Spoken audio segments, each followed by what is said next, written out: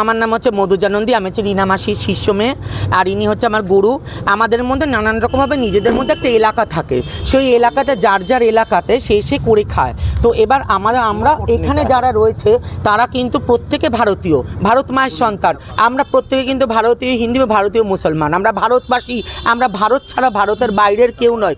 কিন্তু দেখুন আজকে এখানে বাংলাদেশ থেকে 20-30 বছর আগে তাদেরও গুরু নানগুরু এসে তাকে বসিয়েছে। এবার কিসের জন্য বসিয়েছে তাদের গুরু নানগুরুরা বলতে পারবে। একজনের বাড়ি নাটোর, একজনের বাড়ি শামপুর, একজনের বাড়ি ঢাকা, একজনের বাড়ি কুষ্টিয়া।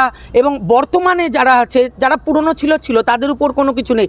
বর্তমানেও যাদেরকে নিয়ে বসাচ্ছে তাদেরকেও বাংলাদেশ থেকে বিনা পাসপোর্টে, বিনা ভোটার কার্ড, বিনা আধার কার্ড, বিনা প্যান কার্ডে সব কিছু করে এখানে নিয়ে আসছে আখাউড়া বর্ডার থেকে। কোথার থেকে? ত্রিপুরার আখাউড়া বর্ডার থেকে। কোথা থেকে নিয়ে আসছে? ভিতরে ওখানে তরলি বোমরা বর্ডার থেকে নিয়ে আসছে, ব্ল্যাকে নিয়ে এসে এইখানে। যেমন এখানে একজন আছে, তার নাম হচ্ছে সালমা, তার ওখানে সবাই কলমে সালমা, এখানে এসে নাম পাঠিয়ে দিল কি আখি হিজড়ে, আখি ঘোষ। সে ঘোষ কোথা থেকে ঘোষ, কিসের ঘোষ?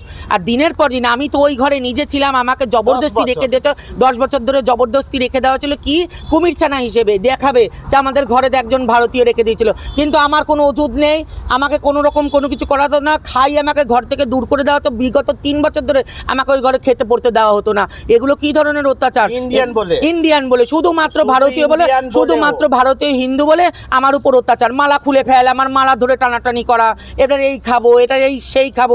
আমি কিন্তু একবারও বলতে আসিনি, চুপচাপ আমি ওনার ঘরে এসে ওনার পা ধরেছি, উনি আমাকে সেই জায়গা দিয়েছে। দেওয়ার পরে এবার ওনার উপরে নানান রকম হয়েছে, নানা রকম মার্ডারের প্ল্যান করবে, ওনাকে কুপিয়ে কাটবে, আমাকে 10 লাখ। আমরা এই কারণে প্রত্যেকে এসে আমরা আজকে জিডি করে দিয়ে গেলাম। আমরা সরকারের পক্ষে, আমরা একজন ভারতবাসী, আমরা ভারত মাতার সন্তান, আমরা একজন ভারতের আইনে বিশ্বাসী, এক আইন এক দেশে বিশ্বাসী। আমরা সেই কারণে হচ্ছে পুলিশের দ্বারস্থ হয়েছি।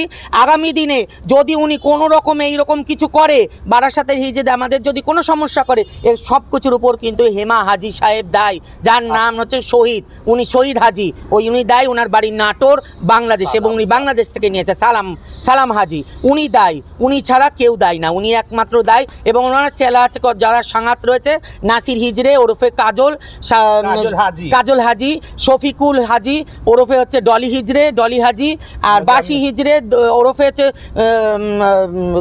দিলু হাজি, আর তার নাম হচ্ছে মোজাম্বেল ওরফে সাথী। এরা দায়, অনেক বাংলাদেশি সব নিয়ে আসছে।